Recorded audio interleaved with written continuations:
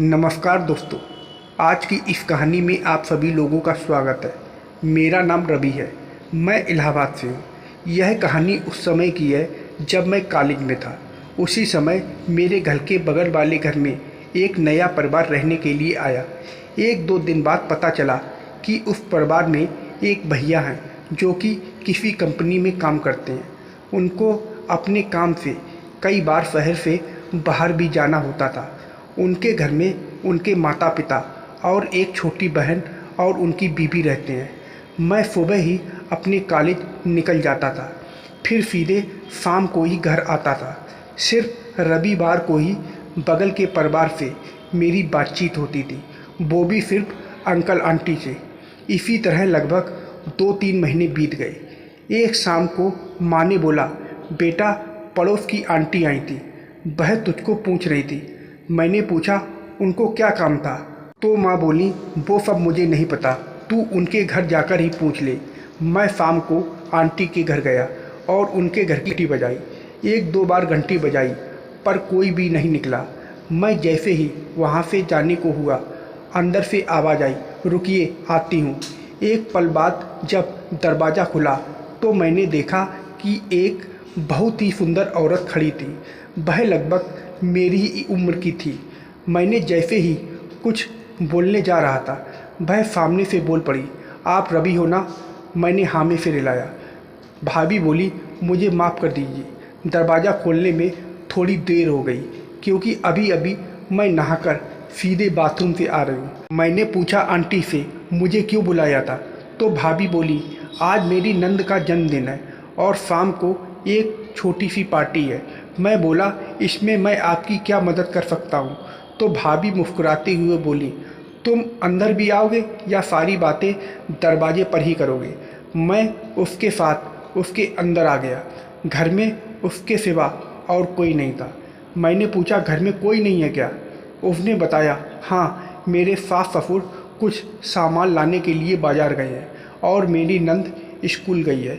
मेरे पति तो हमेशा की तरह आज भी बाहर गए हैं। वह बोली, तुम बैठो, मैं तुम्हारे लिए चाय बनाकर लाती हूँ। थोड़ी देर बाद भाभी चाय बनाकर ले आईं और हम चाय पीते हुए बातें करने लगे। मैंने भाभी से पूछा, आपने मुझे क्यों बुलाया था? तो भाभी बोली, मैं चाहती हूँ कि तुम मेरी नंद के जन्मदिन के लिए घर सजाने में मेरी मदद करो। मैंने कहा ठीक है, और फिर हम दोनों अपने अपने काम में लग गए। वह रसोई में चली गई और मैं घर को सजाने में लग गया। फिर थोड़ी देर बाद अचानक से रसोई से आवाज़ आई, रवि जल्दी इधर आओ।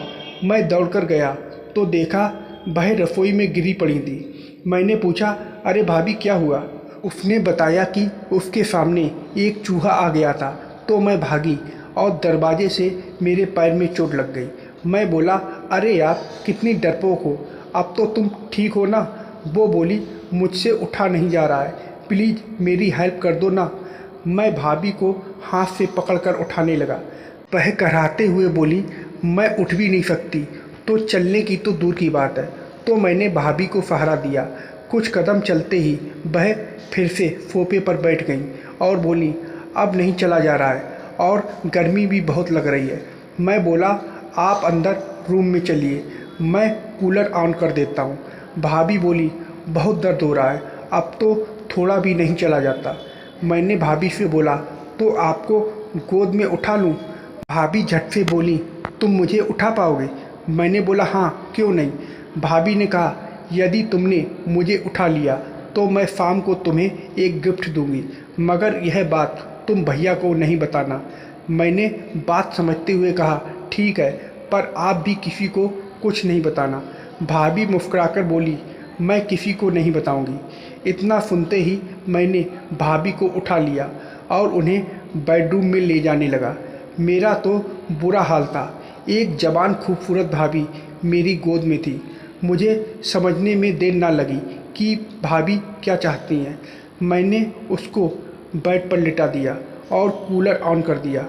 मैंने उससे पूछा, अब बताओ मेरा गिफ्ट कहाँ है? मैं आपको यहाँ तक ले आया हूँ। भाभी हंसकर कहने लगी, शाम को आ जाना, मैं भरपूर इनाम दूंगी। मेरी समझ में तो आ गया था कि भाभी मुझे क्या इनाम दे सकती हैं। मैंने भाभी से पूछा, आपकी चोट कैसी है? भाभी बोली, हाँ अभी दर्द है। उस अलमारी में बाम रखी है, थोड़ा ला दो तो मैं उसे लगा लूँ। मैं झट से उठकर बाम ले आया। मैं बोला, भाभी मैं लगा दूँ? भाभी ने बोला, मैं लगा लूँगी। भाभी मेरे सामने ही अपने कपड़े उठाकर बाम लगाने लगी। भाई लोग, आप समझ ही सकते हो उस वक्त मेरा क्या हाल हो रहा होगा। तभी भाभी बोली, लगता है मेरी कमर में बड़ी चोट आई है, पर मेरा हाथ वहाँ पहुँच नहीं रहा है। मैंने पूछा, भाभी मैं लगा दूँ? भाभी ने बोला, नहीं जाने दो, मैं किसी तरह लगा लूँगी। अगर भैया को पता चल गया कि मैंने किसी और से कमर की मालिश करवाई है तो बवाल हो जाएगा। मैं बोला, भैया को यह कौन बताएगा?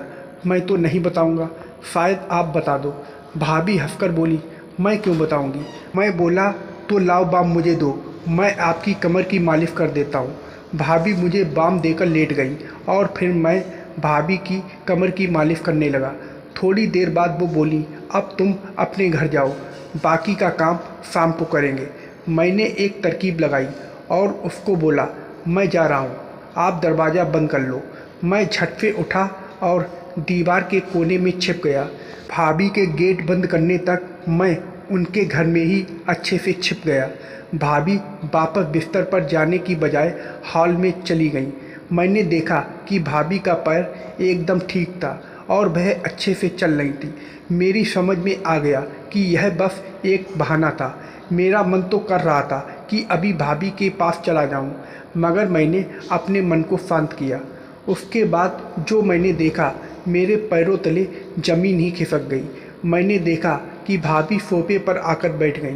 भाभी ने टीवी पर वो वाली वीडियो चला दी और देखने लगी। यह सब देखकर तो मैं हक्का बक्का रह गया। वह टीवी को देखते हुए बोली, मेरा पति तो साला कई दिनों तक बाहर रहता है, उसको तो मेरी बिल्कुल भी परवाह नहीं रहती।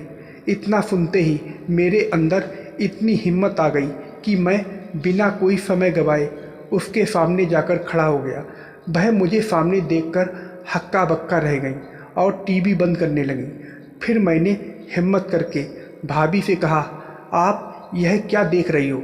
भाभी ने बोला, क्या कुछ भी तो नहीं देख रही? मैंने कहा, भाभी अब ज़्यादा नाटक मत करिए, मैंने सब कुछ देख लिया है। इतना सुनते ही भाभी रोने लगी और बोलने लगी, यह सब बातें बाहर किसी को मत बताना, नहीं तो मेरी बहुत बदनामी होगी।